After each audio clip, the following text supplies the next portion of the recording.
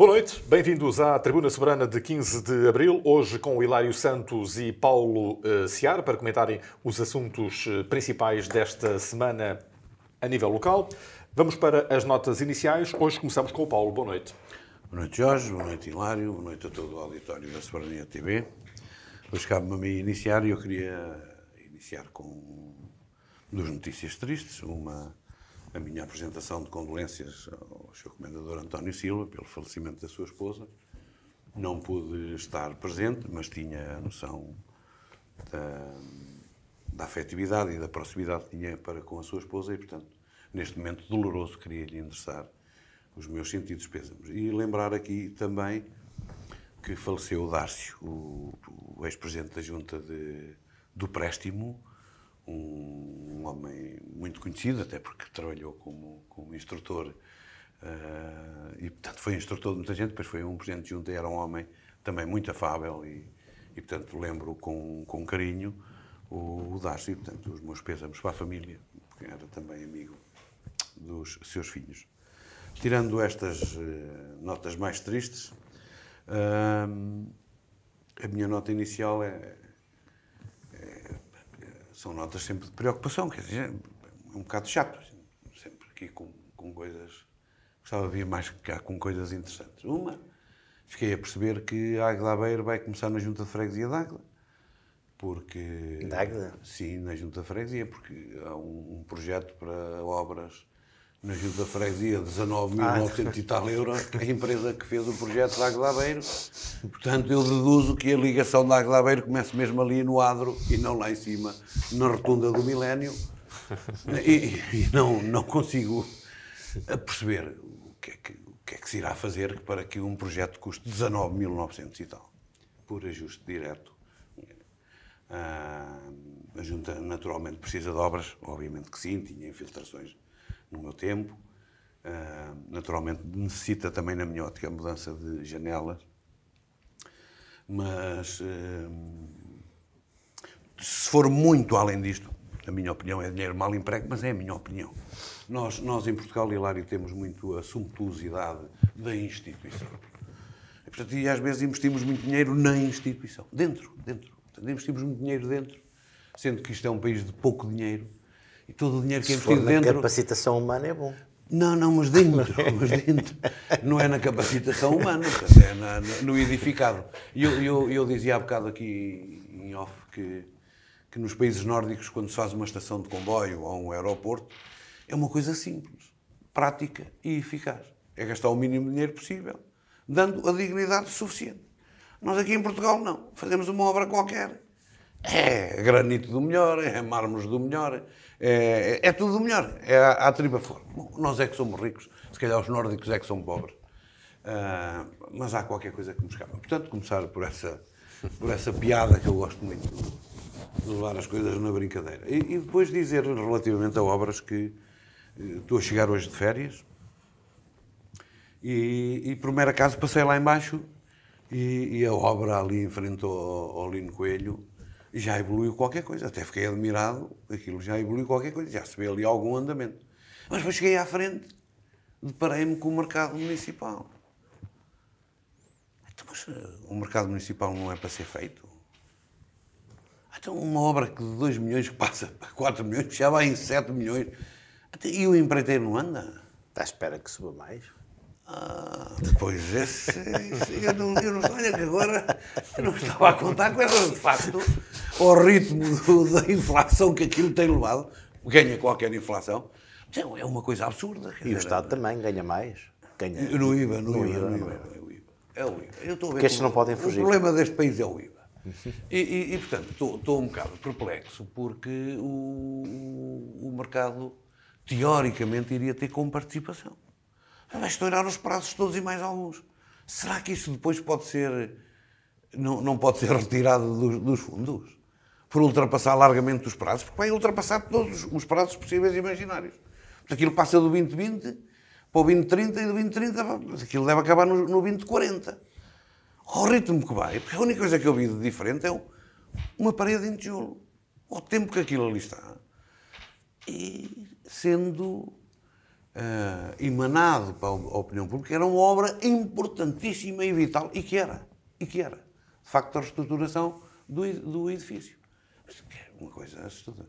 Mas passei ali na CP, continua a vapor. As obras na CP continuam a vapor. E, portanto, é isto que a nossa terra tem. Os caminhos de ferro estão parados à espera que o Pedro Nuno volte de Beja. Eu também pensei nisso. Andaste lá por baixo, até pensei que o trouxesses para cima. Não, porque andei à procura dele, mas acho que ele já estava em cima. Pronto. Mas não consigo perceber estas situações. Depois ouvi o último Tribunal Soberanas, com o Dr. Paulo Matos e o Dr. Gil Nadais, e percebi uma coisa, afinal, aqui o jornalista Jorge Costa é mentiroso, que tinha dito na notícia que eram 200 expropriações, afinal, parece que são 600.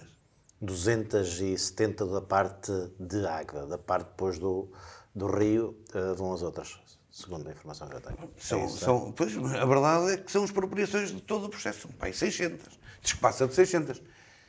Isso é uma situação muito complicada, mesmo com o sistema de utilidade pública e de expropriação rápida, é uma situação... Mas querias uma ligação a Aveiro por Wi-Fi, é isso? Não. Mas tem que passar pelos terrenos. Não. Eu era muito mais... Eu, na minha opinião, se eu mandasse, era subterrâneo. Também havia... Fazíamos ali no Rio Águeda, aliás, no Voga, fazíamos uma parte em vidro para se ver os peixinhos a passar e os jacintos, não é? Estou a ver estas situações que são prioritárias e importantes para a Águeda. O mercado... A marcarem passo. A marcarem muito passo. E isso é motivo de preocupação. Hilário, boa noite. Boa noite, Jorge. Boa noite, Paulo. Boa noite, quem nos vê e ouve lá em casa. Primeiras palavras também vão na linha do que o Paulo disse sobre as condolências prestadas ao Sr. António Silva e à família do Dárcio. Foi um presidente da Junta, foi do nosso tempo, eleito pelo PSD durante muito tempo, no préstimo. Em relação às notas que o Paulo também deu, claro, são 600 e não sei quantas expropriações que têm que ser feitas, são os terrenos que existem e o processo que existe é esse. Também me dizem, pelo menos da parte do lado do Concelho de Águeda, o processo está em muito bom ritmo em termos de identificação dos proprietários. Eles ainda não começaram, que eu saiba, a negociar com os proprietários. E aí, depois da negociação, é que as coisas começam efetivamente a tornar-se mais... Fáceis ou difíceis? Fáceis ou difíceis. O que importa para mim é que a obra avance e que o processo avance. Isso é que é fundamental, do meu ponto de vista, para nós e para a Águeda. Não nos podemos esquecer que esta componente da obra que todos estamos aqui a discutir ainda não inclui a ligação A1. A ligação A1 é um processo que é negociado à parte do âmbito do PRR. E sabemos que é muito difícil. E que sabemos que... A informação que eu tinha e que o Presidente da Câmara em determinado momento me deu é que as pessoas das Estradas de Portugal tinham garantido que era para ser feita. Evidente que estas questões muda governo, muda ministro, muda técnico. Eu ouvi o contrário. A malta vai toda para a TAP e depois sai da TAP, enfim, e então, mas foi a informação que ele me deu já há bastante tempo, nesse sentido. As minhas notas iniciais vão a primeira para o orçamento participativo. O orçamento participativo foi uma das bandeiras dos poderes políticos em Águeda, mais ligados ao Partido Socialista e onde na altura estavam os elementos, a grande parte dos elementos que hoje estão na Câmara, e basicamente desapareceu o orçamento participativo dos projetos municipais. Tinha coisas que eram precisas ser ratificadas, mas a gênese da ideia estava lá. E era interessante que as pessoas, ou que o município, começasse a repensar outra vez na maneira de reativar os orçamentos participativos. A segunda tem a ver com a componente turística. Nós apostamos muito no nosso turismo no Natal e no Agito Águeda, basicamente, é isso que nós apostamos muito em Águeda. Águeda tem cada vez mais turistas, não tem nada a ver com a Águeda de há uns anos atrás, sem dúvida nenhuma. Se são turistas que são importantes para a Águeda, não, essa é outra questão. Se trazem receitas, não trazem receitas, são turistas de passagem de 2 ou 3 horas que vêm aqui. outra discussão. Mas Águeda aproveita muitas vezes muito mal os seus circuitos turísticos. Nesta altura, estamos a viver uma altura e que estamos quase no fim de um ciclo, que há um ciclo turístico que podia ser aproveitado, que é o ciclo da religião e da cultura, que começou há 15 dias atrás com o Senhor dos Passos em Águeda, que depois passou pela Queima dos Judas, entrevassou a festa de Pau em Acequinhas e que vai acabar agora no próximo fim de semana ou daqui a uma semana com a Romaria às Almas em Aguada de Cima. E são este tipo de acontecimentos e de eventos que a sociedade civil também organiza e que o próprio município se devia associar, juntando uma componente turística mais forte e dando uma componente municipal a todo este processo. Era interessante porque muitas das vezes na cabeça dos nossos dirigentes todos os eventos têm que passar exclusivamente pelo próprio município, os que não passam exclusivamente pelo próprio município, os privados que façam, os privados, a sociedade que faça a sua divulgação e que tratem deles. Não, o próprio município pode ser muitas vezes parceiro e criando rotas e circuitos turísticos diferenciados. É um exemplo que eu estou a dar. Como poderíamos falar também, se nós hoje encontramos hoje com alguma facilidade muitas pessoas que vêm em Águeda, à procura de chapéus. Os chapéus, sendo uma boa ou uma má ideia, ficou na retina de muitas pessoas, de muitas fotografias, muitos Instagrams. Estou preocupado com os chapéus, porque agora há uma novela na SIC que também os tem. Que tem chapéu. E agora toda a gente vai pensar que aquilo às tantas é em... Que também os tem. Sabemos que os chapéus... Que é José Maria da Fonseca é uma desgraça. Sabemos que os chapéus originariamente não estavam em Águeda, mas não importa. Águeda apanhou a ideia dos chapéus e identificam Águeda com os chapéus. E as pessoas vêm em Águeda à procura dos chapéus. Já uma vez isto foi abordado noutros fóruns, eu acho que Águeda devia manter uma das ruas com os chapéus. A Rua Luís de Camões, que é a mais emblemática, havia de ter uma relação com os chapéus. Porque nós, quando vamos a qualquer cidade, por essa Europa fora, por esse mundo fora, há determinados pontos turísticos que marcam e que estão presentes durante o ano todo. Pegando nisso e levando a coisa para a parte séria, ficava bem na Rua Luís de Camões com isso um tipo daqueles cupífaro a afiar facas e a arranjar guarda-chuvas, davam na parte turística. Antigamente havia, hoje já não há. E a música, eu gostava muito da música. Boa ideia. Mas vejamos, eu acho que são pequenas. Nós aqui, são pequenas intervenções que às vezes não custam muito dinheiro e que acontece. Eu não sei se tu apanhas, Paulo, mas eu apanho pessoas na rua a perguntar-me onde é que estão os chapéus em Águeda. Porque pensam que os chapéus é uma exposição permanente. Há duas coisas que se ouve recorrentemente, que é então onde é que estão os chapéus e onde é que eles são feitos? Que é outra questão. Pronto. Mas que as pessoas porque as pessoas associam Águeda aos chapéus. E de facto... E aqui nós só estamos a ver passar chapéus, basicamente. Eu não sou um chapeleiro more, mas o facto é só a história dos chapéus não são daqui. Eu conheci muitos anos em Évora, de forma diferente, tal. Mas a verdade é que ficou associada à Águeda. A história dos chapéus está associada à Águeda, ponto final. Porque, de facto, a Rua Luís de Camões, em especial a Luís de Camões, não vale a pena inventar. A Rua Luís de Camões, é aquela. Em termos da exposição solar e por aí fora, e a característica da rua dá um efeito de cor e que dá fotografias, de sonho. E hoje em dia todos somos grandes fotógrafos. Um telemóvel tem não sei quantos pixels e, portanto, a gente, na maioria das vezes, sem querer, tiramos fotografias fora de série. E depois quem quer tirar mesmo com sabedoria pode fazer grandes quadros, não são fotografias, acabam por ser quadros. E, portanto, isso não haja dúvida que é atrativo e que vem muita gente... Vamos ter no final de abril o Mundial de Motocross em Águeda. Um investimento ultrapassar, se calhar, €500 mil, onde o município de Águeda participa a sério com uma componente importante. Vêm muitos estrangeiros, vêm muitíssimos espanhóis e vão conhecer a cidade dos chapéus pelas fotos, só mais uma vez.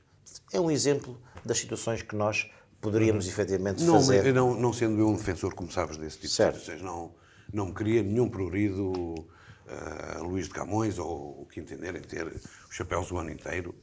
O que se gasta na loucura das festividades em Águeda não era isso que ia encarecer, que fossem mudados 2 vezes ou 3 por ano os chapéus, por necessidade que se estragaram, por isto, por aquilo. não via por aí, não queria nenhum progresso disso acontecer. Eu só queria dizer uma coisa. É um facto que os orçamentos participativos, e essa era uma discussão que eu tentei tê-la muitas vezes na altura em que eles apareceram. Os orçamentos participativos criaram uma clientela no Conselho que já sabia como é que havia de gerir a coisa. Quem ganhava quase sempre eram os mesmos. Claro. Tinha que se mudar? Não. Mas a ideia da Gênese está lá. Não é isso. A Gênese do orçamento participativo vem do Brasil, onde há cidades que têm povoações, outras cidades que fazem parte daquela cidade, que ficam a 100 km. Não é? Nós estamos a falar num sítio onde o orçamento participativo, se calhar, era a única forma das pessoas do prefeito lá ir uma vez, ou do prefeito ouvir falar uma vez naquela terra. E, portanto, tinha toda a lógica. Nós aqui... Quer dizer que em Águeda também foi criado na época do Gil, porque ele não ia às freguesias, então era a maneira dele lá ir. Não, porque ele era prefeito. Não, ele ia tanto... Não, a verdade seja dita, foi no tempo de Gil Nazares que foram feitas as últimas presidências abertas nas freguesias. Não, mas estava eu a dizer. E relativamente ao orçamento participativo, só uma dica para a discussão.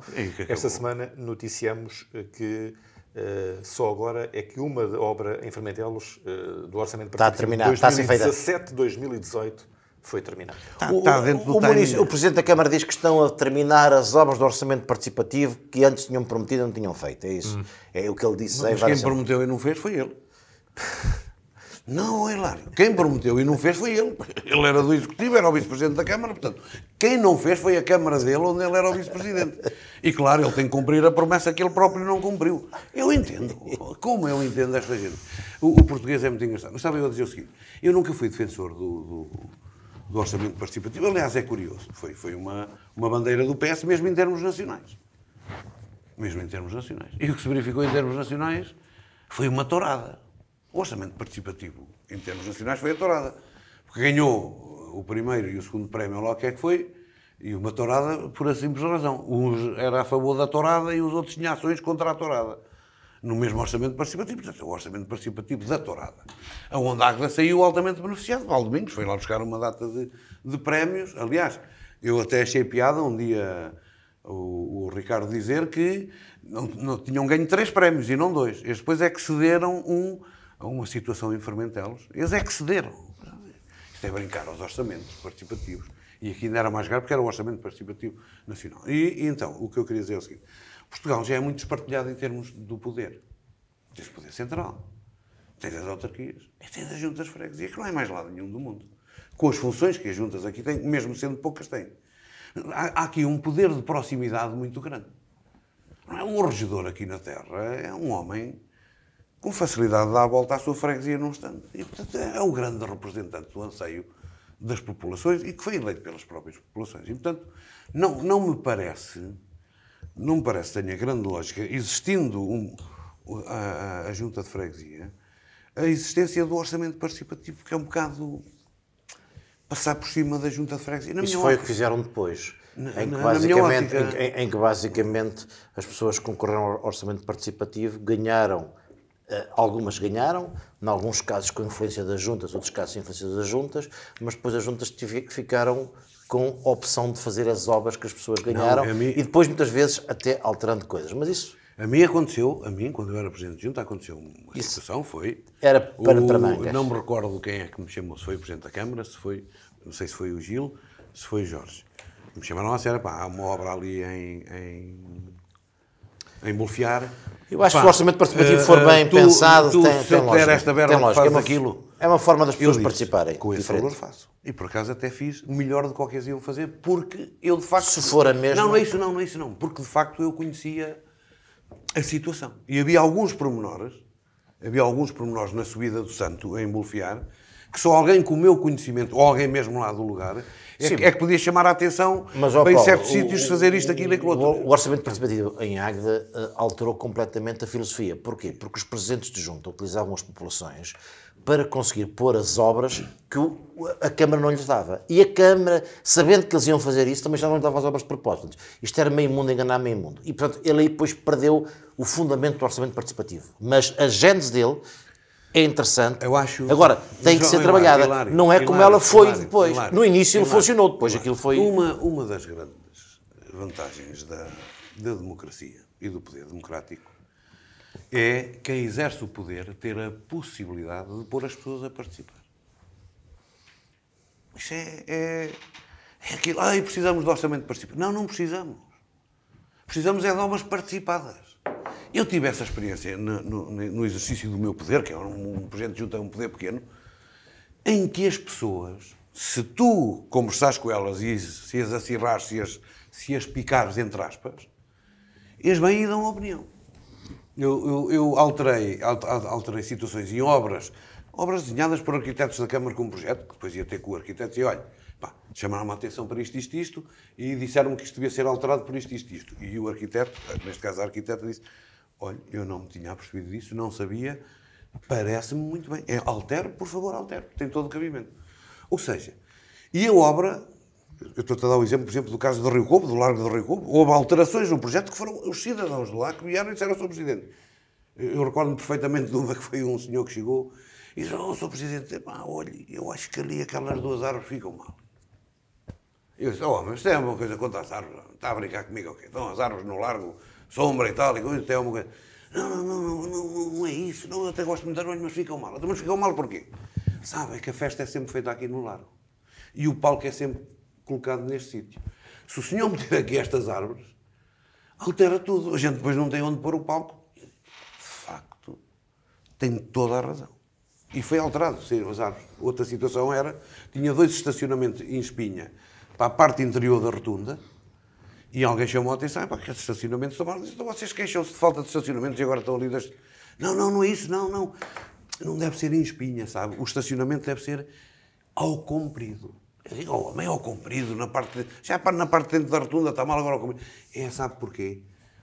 Porque aqui a capela é de onde saem os mortos e o carro mortuário é aqui que estaciona. Portanto, está a ver, se tiver estes aqui, ele não cabe. Se tiver um ao comprido, olha, falei com o arquiteto, tem toda a lógica. Portanto, nós podíamos ter outra forma de fazer a política.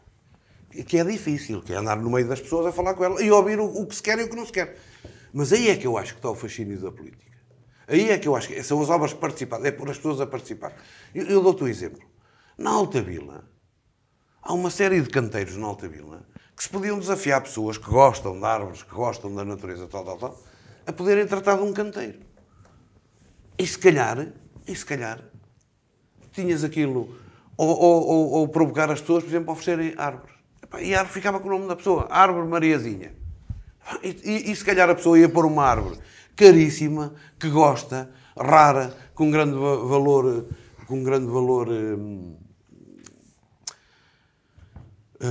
botânico, e a autarquia gastaria muito pouco dinheiro e tinha aquilo muito mais bem tratado. São este tipo de coisas que eu acho que se podem fazer, não é? E que não se fazem. A participação pública é uma reunião qualquer, a uma hora qualquer, e que não dá jeito a ninguém a ir, em que... mas isso foi... A gente meteu na internet a participação pública. E depois vai saber quantas pessoas é que participam, Hilário? Ninguém. Ninguém. E, portanto, eu acho que o paradigma tem que ser alterado. A obra em Baldomingos, o Jardim Botânico, foram as pessoas que fizeram. Se aquilo fosse feito por uma empresa, a quem é que tinha dinheiro para aquilo? Não é? Ou seja, o grosso foi dinheiro que a Câmara deu à Junta, algum dinheiro que a Junta meteu, e depois o alombar das pessoas. E está lá uma obra que não é engraçado. Há de reparar, a obra nem é da Câmara, nem é da Junta, parece que é mesmo das pessoas. Porque ela reivindica. Não, quem fez fomos nós. E isso é que é importante, é o sentido de pertença, as pessoas terem ligação. E, portanto, sob esse ponto de vista, eu preferia obras participadas e não orçamentos participativos. Porque os orçamentos participativos, muita gente gostou porque houve obras que queriam... Eu recordo-me em Macieira de Alcuba, lá uma escadaria que foi... Aquilo acho que foi uma coisa importantíssima para as pessoas. Mas se é assim tão importante, porquê é que a Câmara não o fazia? Porquê é preciso um orçamento participativo para fazer? Já explicamos isso. Bom, vamos para os temas da semana. A inauguração da central fotovoltaica da Rebigrés, a meio desta semana, trouxe a ag do Ministro Duarte Cordeiro. Este projeto energético obrigou a um investimento superior a 14 milhões de euros, apoiado pelo Plano de Recuperação e Resiliência e financiado em 50% por capitais próprios da empresa. Ou seja, a Rebigrés avançou com mais de 7 milhões de euros. Qual é a importância deste exemplo para a nossa comunidade, Paulo? Primeiro, eu acho que é uma grande inteligência da Rebigrés, porque meteu lá 7 milhões e vai buscá-lo num instante. A gente tem que ter a ideia que uma empresa como a Revigrés vai gastar milhares e milhares e milhares e milhares de euros por mês em gás. Em gás, nem precisamos ir à eletricidade. A eletricidade é outra dose. Portanto, é no fundo aquilo que eu acho que é o mais importante, é as empresas investirem no seu desenvolvimento, do seu ponto de vista técnico, das tecnologias, do tratamento das matérias, e depois uma coisa em que nós somos altamente deficitários e que pesa muito no preço das peças, dos materiais, que é a energia, que nós somos altamente deficitários. E, portanto, esta política, que umas vezes parece que foi mal feita, outras vezes parece que foi bem feita. Eu recordo-me das pessoas falarem muito mal na altura do Sócrates, quando meteram os painéis, que as pessoas punham os painéis em casa, que está muito mal feito, porque se gastou muito dinheiro e o retorno era essencialmente... A verdade é que hoje já há um grande número de energia que é produzida por nós próprios. Isso faz-nos depender muito menos do exterior. E aquilo onde nós somos mais deficitários é mesmo na parte da energia. E, portanto, todos estes investimentos me parecem muito importantes. Eu estive agora de férias, andei lá por baixo e para além das eólicas, como são bonitas, espero que sejam rentáveis e penso que sim. Agora vê-se grandes espaços de terreno, cheio de painéis solares, mas áreas brutais. Não é? E algumas parecem-me de empresas, outras parecem-me de investidores que metem, não sei dizer, mas sei lá, 1 hectare, 2 hectares de terreno cheio de painéis virado para o sol. E, portanto, nós temos essa riqueza. Nós não temos sabido aproveitar um sem número de riquezas que temos. Uma é o sol, outra é o vento, que somos um país atlântico, aqui mesmo encostado ao Atlântico, onde temos muito vento, e outra é a água, que temos andado a desperdiçar a água na má gestão que fazemos dos resíduos e do tratamento das águas e por aí fora. Que é outra riqueza, porque se a gente formos a ver bem, por exemplo, os países da África não têm água. Portanto, a água é uma... Eu recordo-me que há uns anos atrás nós discutirmos isso, que havia 2 bens essenciais que iam gerar muita riqueza no futuro. Um era a água e outro era o lixo. A gente da água ainda não percebeu muito bem isso, mas o lixo hoje é uma grande fonte de riqueza. O lixo hoje é uma grande fonte de riqueza. A gente basta ver quanto é que paga a Câmara de Água para a recolha e tratamento do lixo. Isto agora sobre todos os municípios, não é? Há inclusivamente aqui há um tempo atrás houve uma discussão num programa qualquer na televisão, em que se discutia a questão de há lixos que vêm do estrangeiro para aqui para serem aqui tratados, porque isso dá muito dinheiro e eles não nos querem tratar lá. Não é? E nós... Sim, é verdade. É um fato. Sim, aconteceu, mas erradamente. Pronto. Portanto, eu acho que a Revigrés é uma das empresas de vanguarda que temos. Durante muito tempo, na minha ótica, foi uma empresa muito normal de fazer tijoleiras e tal. Depois teve uma evolução brutal no design, na questão dos materiais. Depois teve aquela situação da pasta, de eles fazerem lá uma pasta, que acho que é muito boa, que inclusivamente vendem. O que eu penso que foi uma vantagem para eles, porque eles fazendo, tornou-se muito mais barato, fazem aquilo que na realidade querem e vão ao encontro da melhor qualidade, têm sempre a possibilidade de ir trabalhando nisso. Portanto, é um investimento em tecnologia muito grande, que depois dá rendimentos em termos do produto final. E penso que agora aqui é mais uma intervenção inteligentíssima, sendo um investimento muito grande, ele tem que ser feito, porque se calhar em pouco tempo vão recuperar os 7 milhões que investiram, não esquecendo que o investimento é de 14. E 7 milhões eu também estou lá a investir um bocado. E todos nós estamos a investir. E, portanto, aproveitaram isso muito bem e espero que esses 7 milhões sejam reduzidos num ano. Era bom sinal. Era sinal que estavam a produzir. Hilário, o que dizer desta preocupação com a questão da sustentabilidade?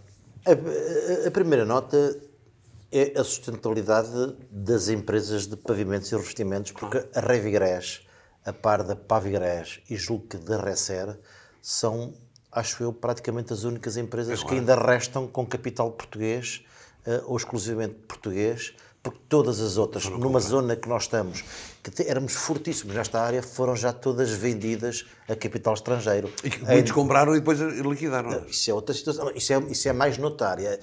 É na área da estrutural, na parte dos tijolos e isso tudo, que também é uma indústria que passa com bastante dificuldade. E, portanto, havendo uma empresa com capitais portugueses a fazer este tipo de investimento, é sempre de salutar, porque andamos sempre aqui a falar nos centros de decisão, de garantir os centros de decisão em Portugal, essas coisas todas, e isso é, portanto, a primeira nota positiva. A segunda nota tem a ver com este investimento. Este investimento tem a ver com a componente energética e eletricidade, não tem a ver com a componente energética combustão.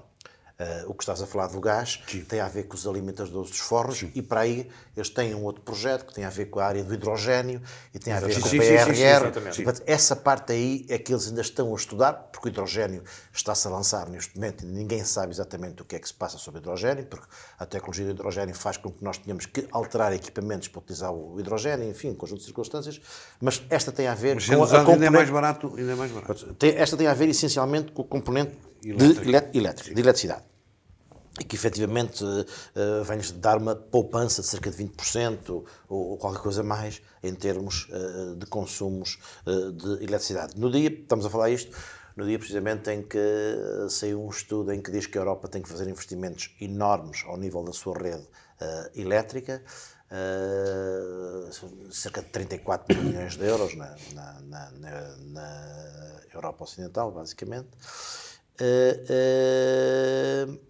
porque a transformação energética que está a acontecer vai implicar muito reforço de redes, muitos consumos superiores e Portugal, inclusivamente, tem um problema grave a esse nível. E, portanto, é de salientar e de realçar e de louvar este tipo de investimento, que é uma sinalização para os outros empresários, em que o próprio município de Águeda foi também pioneiro nisso. O município de Águeda, no Parque Empresarial de Casarão, tem um investimento de 17 milhões de euros, concretamente, é um investimento de 20 mais IVA, mas a componente das fotovoltaicas são 17 milhões de euros em painéis fotovoltaicos com armazenamento de energia fotovoltaica, que já falamos aqui uma vez, que representam cerca de 170 mil metros quadrados de área de implantação, que é qualquer coisa como 20 e tal campos de futebol, para nós percebermos em termos de área. E o município é pioneiro nesse projeto, já o aqui elogiamos. A Revires, como empresa, a fazer também um bom trabalho. Muitas empresas estão a fazer este tipo de trabalho, sem dúvida nenhuma. Mas importa-me aproveitar o exemplo da Revires para ir ao próprio município, porque a Revires faz este investimento todo utilizando as suas infraestruturas, e o que nós temos para o Parque Empresarial do Casarão é um investimento naquilo que hoje está previsto. E é importante nós percebermos o que aí vem para o futuro e nós envolvemos nessa discussão, e os poderes públicos também, é que grande parte deste investimento em painéis fotovoltaicos está previsto para o terreno da SACTI, aquele que nós, município, vendemos a €1 à SACTI. Porque nós vamos fazer cerca de 160, 170 mil metros de painéis fotovoltaicos, uma grande parte dele não é nos telhados, não é nas infraestruturas das empresas. Ora, está projetado ser feito não nessa parte, mas em terrenos que estão infraestruturados. Não faz nenhum sentido. No Parque Empresarial do Casarão temos terrenos infraestruturados com painéis fotovoltaicos. Faz sentido estar nas infraestruturas. Faz sentido comprarmos outros terrenos ao lado e fazemos esse tipo de investimento. Como é óbvio. Agora, o que está previsto, e como nós temos que fazer esse investimento, e como não temos lá a edificação feita para isso, não é? O que está previsto é fazer esse investimento em terreno, que vamos anular a possibilidade desse terreno que foi vendido à SACTI, hoje à Pico, a €1 ao metro quadrado com um determinado conjunto de condições, e se eles não as utilizam, não fazem infraestruturas, não criam novos empregos ali, e eu admito que não o façam pelas dificuldades que existem. Reverte novamente. Reverte normalmente e a Câmara paga-lhes €1 e toca a andar, que foi aquilo que eles pagam. E volta a definir aquilo. E volta a definir aquilo. Agora, estar a pôr ali painéis fotovoltaicos numa área de 70, 80, 60 mil metros quadrados é uma coisa que sem nexo nenhum. E é importante que nós em Águeda estejamos atentos ao que é que vai acontecer. Eu percebo que há um programa e há um projeto de fundos comunitários que tem que ser aproveitado. Mas é preciso percebermos como é que vai ser feito esse tipo de programa. Depois a produção de energia desses painéis? Neste momento a Câmara está a estudar como é que se cria juridicamente uma comunidade energética. Há muito poucas criadas em Portugal, há meio dúzia delas, ou se calhar nem isso, e a Câmara está a estudar qual é o modelo jurídico para isso. Vai-se criar uma comunidade energética dos presentes no Parque Empresarial do Casarão, e esses depois vão aí beber a produção da energia fotovoltaica que os fotovoltaicos vão produzir. Acontece que, efetivamente, já falamos isto aqui, isso devia ser aproveitado para atrair novos investimentos e haver as pessoas deviam ter acesso, não pelos seus consumos, mas pelas áreas que tinham infraestruturadas ou construídas ou o que é que seja. Porque senão temos ali um grande consumidor que é a APICO, ou a SACTI. Aliás, está prevista uma nova rede de muito alta tensão para resolver o problema dos grandes consumidores. Ali há 2 ou 3 grandes consumidores de energia. Uma é SACTI, outra é Triangles, penso eu, serão talvez os 2 grandes consumidores de energia. E não podem ficar esses 2 com toda a energia que aquilo vai produzir, ou grande parte da energia que aquilo vai produzir. E, portanto, tem que haver aqui, da parte do próprio município... Tem que ser feito por permilagem. Eu não sei como, mas a maneira não pode ir pelos consumos. E garantir que estes painéis não vão ocupar área que está preparada de construção. Claro. Por amor de Deus, não é essa... Aliás, estou com alguma curiosidade, porque no dia... Deixa-me só dizer uma coisa, eu não me tinha recordado disso. Aquilo que eu vi, especialmente no Algarve, é exatamente em zonas onduladas que não servem para nada. Obviamente. Não é que não serve para nada, e com uma boa exposição solar. Com terrenos a outro preço. Se tu para o lado da pista de motocross, que é já um terreno com inclinação em direção ao rio, certo? Que tem exposição durante o dia todo a sul. E a poente. Se tu metes aí os painéis, eles estão-te a faturar, que não é brincadeira. E estamos a falar em terreno a 50 cêntimos o metro, coisa do género, porque não serve para nada, a não ser para lá ter madeira. Eu percebo que há um projeto apresentado aos fundos comunitários, isso tudo, que identifica esses terrenos, mas tem que se encontrar para ali uma solução. Eu até estou com curiosidade para perceber qual é a solução. Sei que no dia 27 deste mês vai ser apresentado pelo município o Plano de Desenvolvimento Económico e Inovação de Águeda, aquele estudo que estava a ser feito e que já foi apresentado.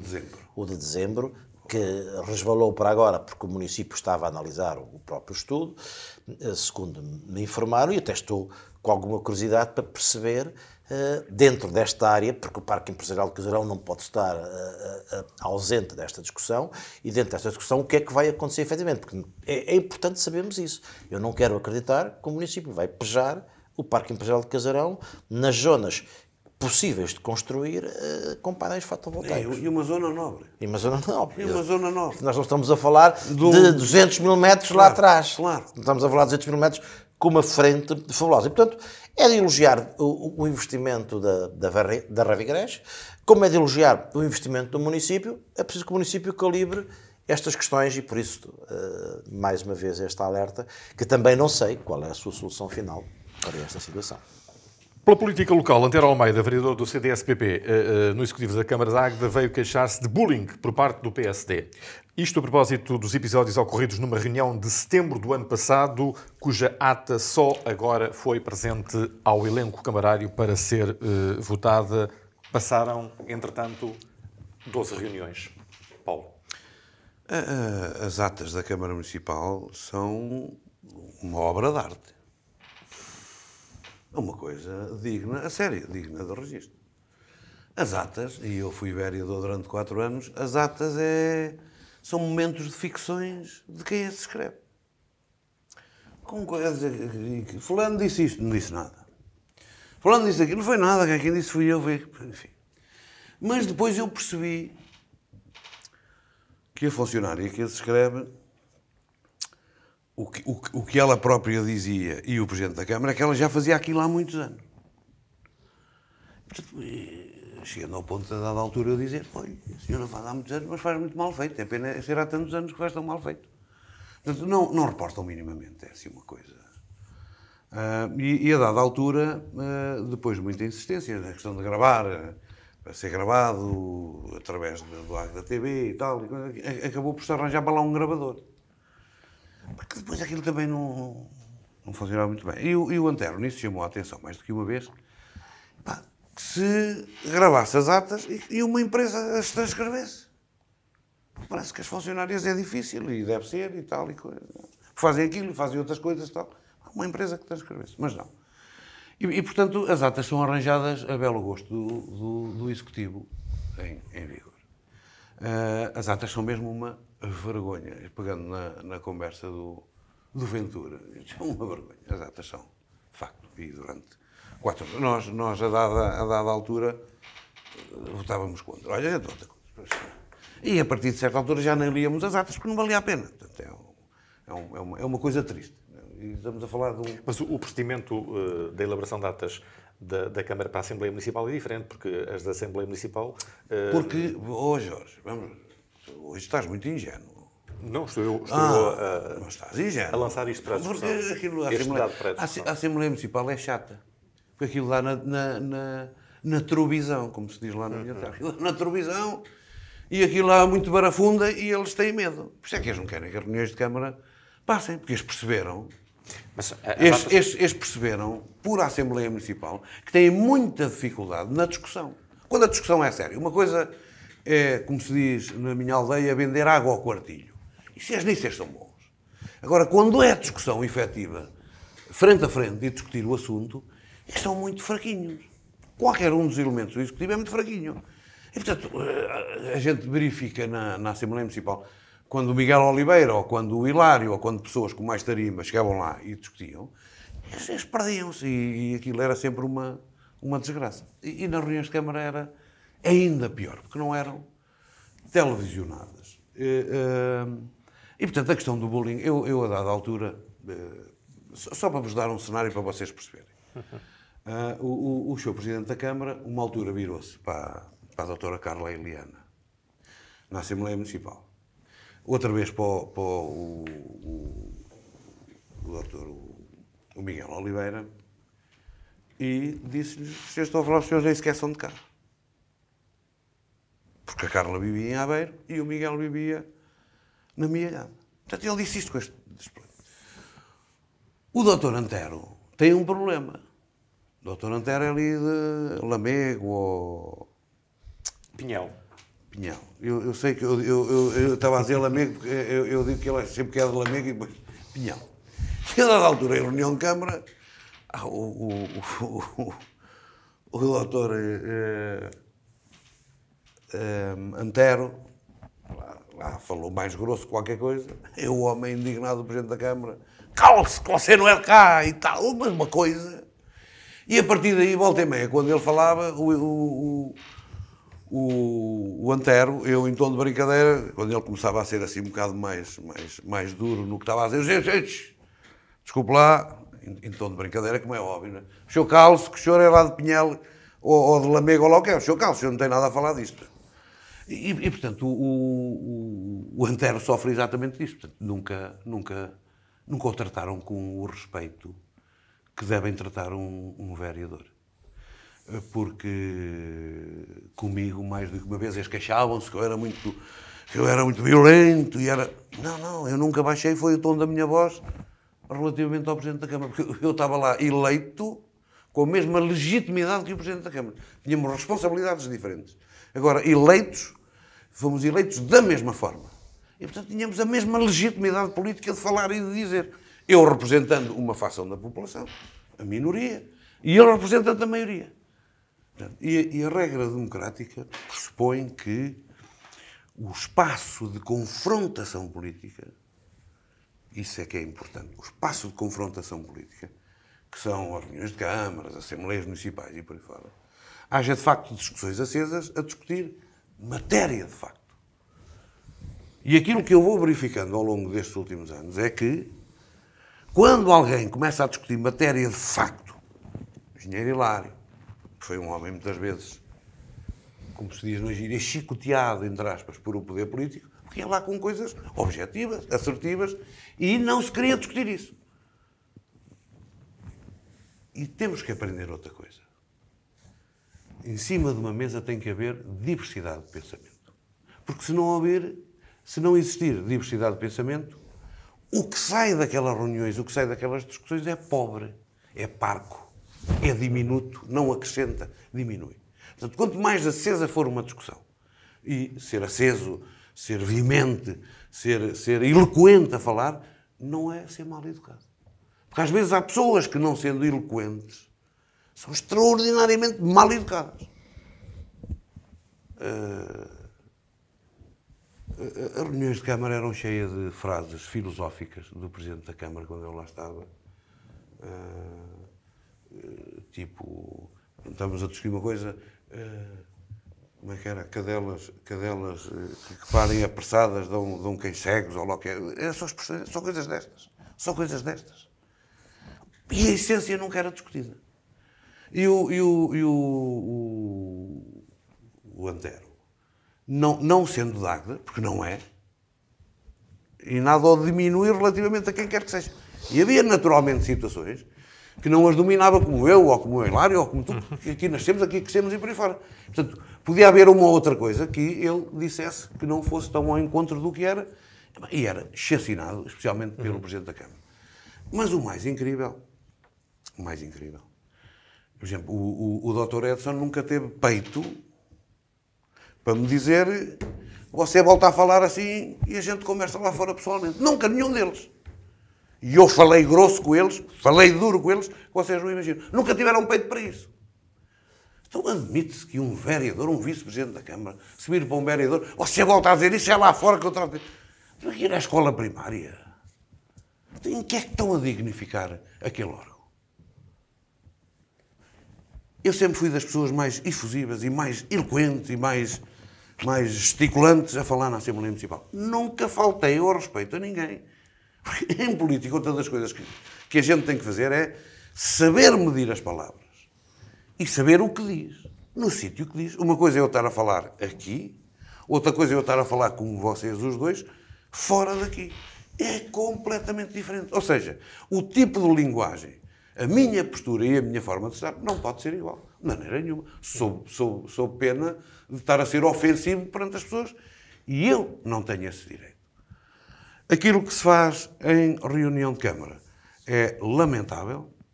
Durante muito tempo passou-se a ideia que os vereadores do PS incendiavam aquilo, criavam ali problemas do Arco da Velha, tal. Nós não estamos lá. E aquilo que chega é inenarrável. Uma ata a aparecer 12 reuniões após. Porquê é que terá acontecido isso?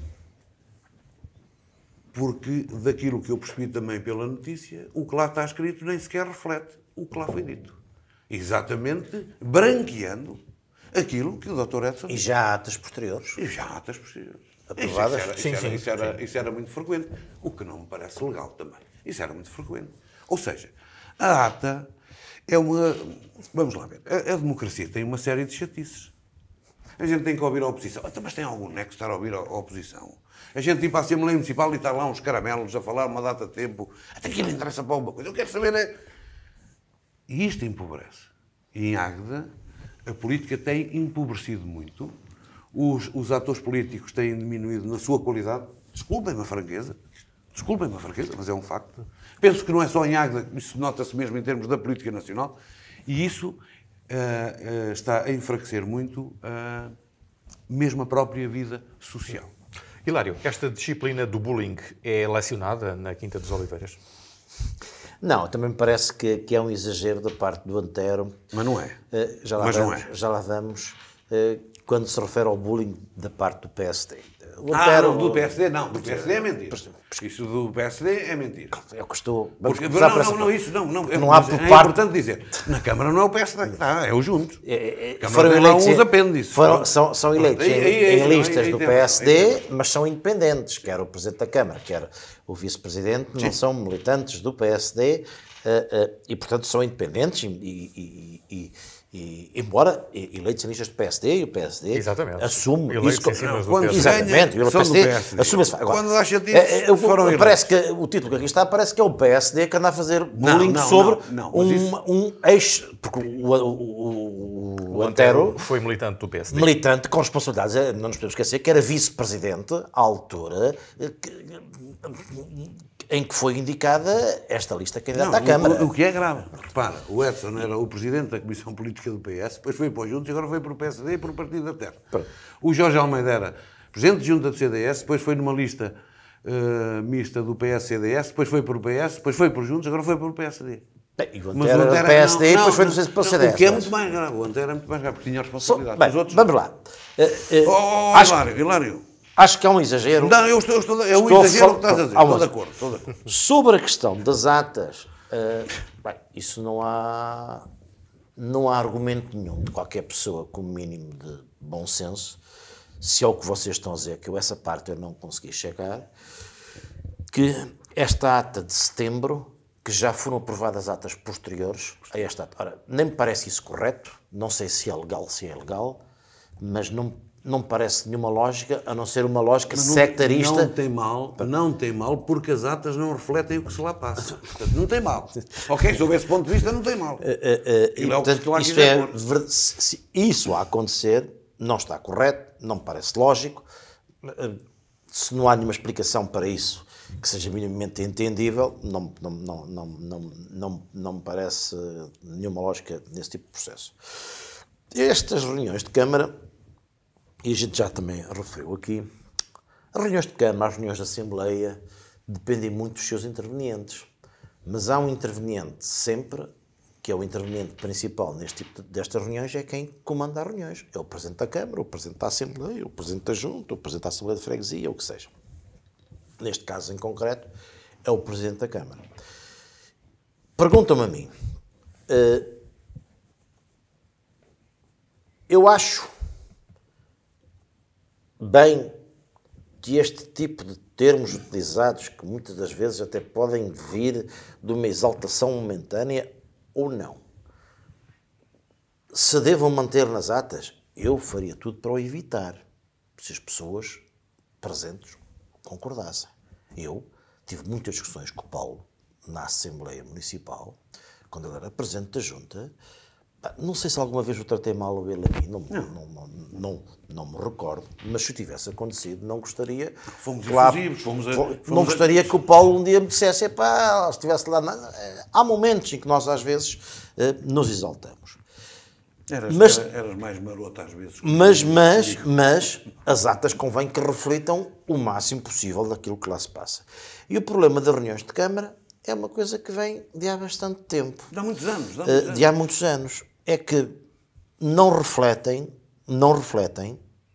pelos vistos, as atas não refletem pelos vistos. As da Assembleia Municipal também não refletem até à altura, em que inclusivamente se passou ao extremo, se transcrevia exatamente conforme a gente falava, e a coisa depois não era perceptível ali, que podia haver alguma correção.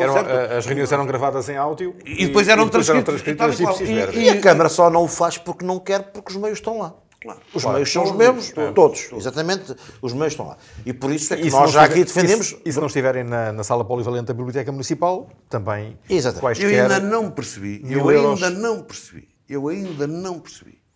Quando há uma sala no edifício da Câmara Municipal. Reparem numa coisa.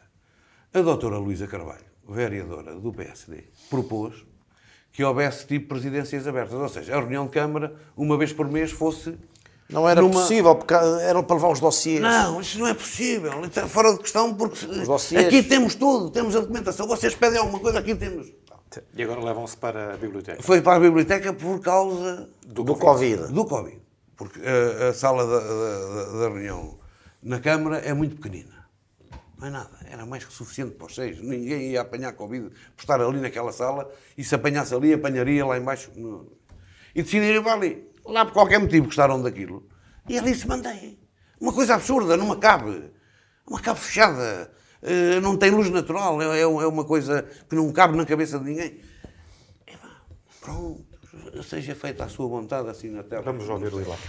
E portanto, acho que, como já disse aqui, eu sou defensor que as reuniões, contra a opinião do meu partido, em Águeda, mas sou defensor que as reuniões de Câmara devem ser transmitidas pelos até meios. Para as pessoas verem que as pessoas da oposição são mal educadas. Não sou nada defensor daquelas linhas que diziam que as reuniões do governo também são fechadas, enfim, um conjunto de... Porque há uma coisa que acontece, as reuniões são públicas todas, e se são públicas, podem ser transmitidas. Se elas não fossem públicas, não seriam transmitidas, mas elas são públicas, portanto esse problema está mais do que ultrapassado. E evitavam-se estas questões. E, portanto, se as pessoas continuam a querer, e quem comanda o município, que é o Presidente da Câmara, continua a insistir neste modelo, é porque basicamente está interessado no confronto. Eu também não concordo com esta maneira como o vereador Antero expõe aqui as coisas. Mas às vezes até o entendo. Não concordo, eu não faria desta maneira. Mas eu entendo porquê. Porque basicamente a pessoa está-se a sentir impotente naquilo que ela julga que está a acontecer há bastante tempo. Eu não me acredito que o Antero tenha tomado esta posição por esta reunião e por estes... a acontecer que isto seja verdade, por estes deslizes que as pessoas disseram. A acontecer ser verdade, não me acredito que tenha a ver especificamente com isso. Tenha a ver com certeza com um descontentamento global das coisas em que as pessoas... eu não entendo o porquê disto. Isto não tem muita justificação, mas há uma coisa que nós temos que ser claros sobre isto. Isto só acontece porque o Presidente da Câmara quer. Sim, porque o Presidente da Câmara provavelmente se sente bem assim. Porque se ele não quisesse, fazia um regulamento, porque ele tem a maioria, um regulamento interno para as reuniões de Câmara em que as coisas funcionassem melhor, mudavam no caso de ele não ser suficiente, e até abria as reuniões à população para que ela pudesse verificar se efetivamente as atas são, se não são, esse problema estava resolvido. Foi resolvido, como nós dissemos aqui, e muito bem, na Assembleia Municipal de uma maneira muito simples. E a Assembleia Municipal começou a ter outro tipo de audiência, as pessoas criticam, pois é evidente, está mais exposta, mas é o que é. É o que é, portanto, bom. Não. Já não vamos ter tempo para falar nas questões da ação social. A Câmara anunciou a criação da rede de acompanhamento social do Conselho de Águeda no seguimento das competências que, entretanto, assumiu nesta... Eu, acerca disso, queria só dizer uma coisa mesmo, não havendo tempo, peço desculpa. É exatamente o mesmo que havia antes. É exatamente o mesmo, só que agora houve uma ligação de competências que passaram para a Câmara. Portanto, a Câmara não anunciou nada. Não é? Não, ela podia não seguir o modelo, mas seguiu. Podia não seguir. Exatamente o mesmo. Ou seja, mais uma vez a Câmara perdeu a oportunidade de criar um núcleo de ação social forte, de trabalho forte, passando tudo para as IPSS. Portanto, tem 3 ou 4 IPSS parceiras, fazem esse serviço todo. Não quer dizer que não o venha a fazer. Neste momento, o que ela fez, a Câmara assumiu-os como... Para aquilo que eu percebi, que não falei com ninguém sobre isto. O que é que não percebeste do que eu disse? A Câmara, antes, quando podia ser ela a assumir, já o tinha espalhado pelas IPSS. Há câmaras que assumiram estas situações. Sim, mas estas competências... Que têm um setor... eram competências do Estado Central, atenção. Da ação social, mas eram competências do Estado Central. Um setor da ação social com capacidade de intervenção. João Paulo, eram competências do Estado Central que foram passadas a 1 de Abril. Não, mas havia câmaras que tinham um setor da ação social que fazia este trabalho. Mas isso é outra coisa. E aquilo que eu estou a dizer é o seguinte: a Câmara tem um setor da ação social muito parco em pessoal e com um trabalho muito diminuto para os problemas sociais que temos. E que podia aproveitar este momento para as competências para nós. Mais do mesmo. Continua tudo. Não sabemos se vai aproveitar ou não. Isso é uma coisa que é desde uma lesma. Tudo na mesma que uma lesma. Não sabemos se vai aproveitar. Não, o que foi apresentado é mantém-se. 1 de Abril. É 1 de Abril. 1 de Abril não é 1 de Abril. As competências passaram 1 de Abril. Não, não estou a dizer que é mentira. Porque é que a boca te fecha sempre para a verdade? Não. Bom, vamos para as notas finais e têm que ser necessariamente rápidas. Paulo. Já disse. As minhas notas finais foi... Em relação a esta questão da ação social. A minha nota final é para o Recreio Desportivo de Águeda, que comemorou esta semana os seus 99 anos. É verdade. Vamos entrar no ano do centenário. O Recreio vai comemorar os 99 anos no próximo amanhã, basicamente. Hoje estamos a gravar na quinta, mas vai ser transmitido na sexta, por isso amanhã, sábado, irá comemorar os seus 99 anos e em breve entrará naquilo que será o seu centenário, que acho que é uma data histórica. E a minha nota final é este desafio mesmo. Eu acho que era interessante a comunidade aguedense discutir um bocadinho mais o Recreio de Águeda. Vê-se muito nas redes sociais algum confronto, alguma disputa ao nível das ideias. Seria mesmo interessante olhar um bocadinho para o Recreio, que é, eu não digo que é a instituição maior de Águeda, mas é a instituição com o maior nome de Águeda ao longo dos seus anos e da sua história. Julgo que também ainda será a instituição... Na parte esportiva, sim. Sim, na parte esportiva, evidentemente, é o que estamos a dizer. Sim. Seria interessante promover essa discussão, se calhar até nós no próximo programa podemos abordar esse facto sobre aquilo que é o Recreio e aquilo que poderá ser o futuro do Recreio. Eu queria só dizer, porque uma das notícias que vi também em rodapé no único jornal da Terra, que é a soberania, é que a Câmara deu... Vai fazer um apoio... Não é isso, não, 100 e tal mil euros para o relevar o segundo campo. Não é só o relevado, é o relevado e um outro projeto. Relevar o segundo campo. Na altura em que eu era vereador, quando a Câmara deu dinheiro para relevar um estádio, um dos campos, mas isto é meter dinheiro fora. Porque uma coisa é relevar os dois campos, outra coisa é relevar um agora e depois o outro. Vai-se gastar muito mais do dobro do dinheiro.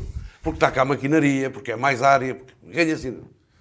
Cá está. Ou seja, nós, num espaço de muito pouco tempo, aquilo que era uma necessidade já da altura, por os números que são anunciados de miúdos que andam no Recreio, portanto, os dois campos, um dia destes, são pouco, os dois campos de treino. Já na altura de mais uma vez, um mau investimento, dinheiro metido fora, sem necessidade. Eu penso que o campo que se vai intervencionar é o campo do primeiro relevado sintético. Sim, ele está a falar do segundo relevado sintético. E o que é que eu estou a dizer? Era eu, vereador, a Câmara deu dinheiro para relevar o segundo relevado sintético. Ele está a falar do segundo, já se podia fazer intervenção no primeiro. Na altura, quando a Câmara deu dinheiro ao Recreio para fazer deveria, eu disse, é uma questão de escala, é uma questão de ganharmos dinheiro. Deveriam ser os dois relevados, já na altura eram necessários. Fomos pioneiros em termos de Águeda há muitos anos. É verdade. Ainda, não sei se no tempo do Jorge Costa como vereador, no relevar de campos sintéticos no próprio município, depois vários municípios, o Distrito de Aveiro o têm feito, mas também depois fomos atrasando nesse processo. Mas ok. Final da Tribuna Soberana de 15 de Abril. Regressamos na próxima semana com Gil Adais e Paulo Matos. Boa noite, bom fim de semana.